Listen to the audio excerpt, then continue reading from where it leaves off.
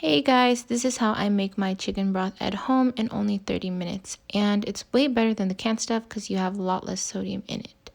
Okay, so to start off, I have 2 carrots and 2 celery sticks, and I just make sure to peel those off. And I also just chop off the ends because I don't want, all of the carrots are grown in dirt, so I don't want all of like that dirt and stuff in my broth.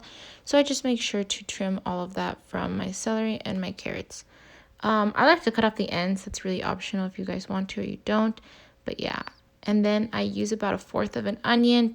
You can use about 1/2 of an onion if you guys like a little more of the onion flavor, but I think 1/4 works just fine. And then I put in some bay leaves that we have there. About 2 cloves of garlic. I do remove the shell from them. I just crack them open and I peel them.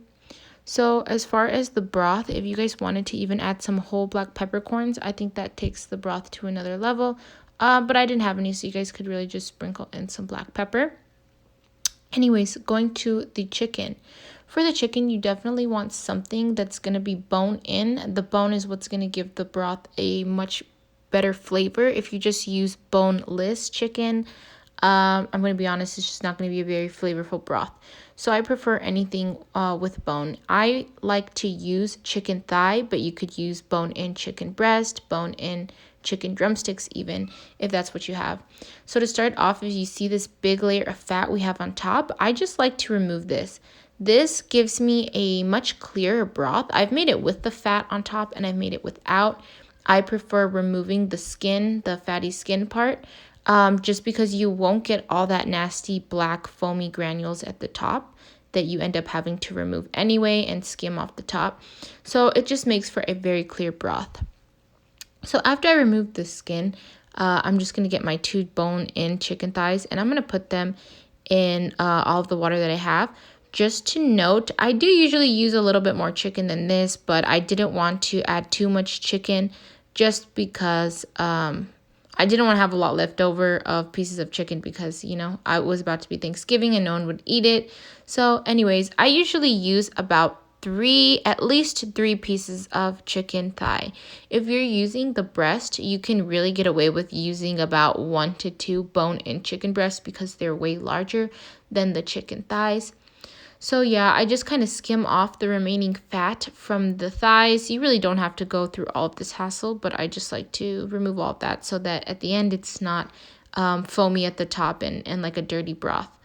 So once I remove all of the fat, I'm going to be using my pressure cooker. I love using my pressure cooker to make this broth because it only takes 30 minutes. If you don't have a pressure cooker and you want to make this on the stovetop, you can definitely do that.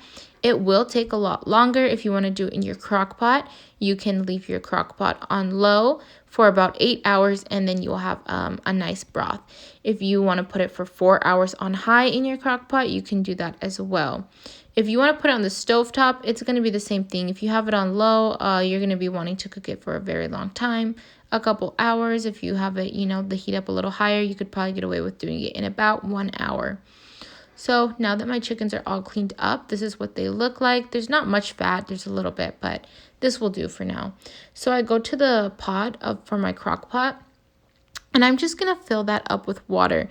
I fill mine up with about 12 cups of water. Everyone's is different, but yeah, I fill mine with about 12 cups of water, which means it's going to yield about 12 cups of chicken broth, maybe a little bit more just because of the fact that we're going to have all that liquid from the vegetables and the chicken. So it is going to yield a little bit more.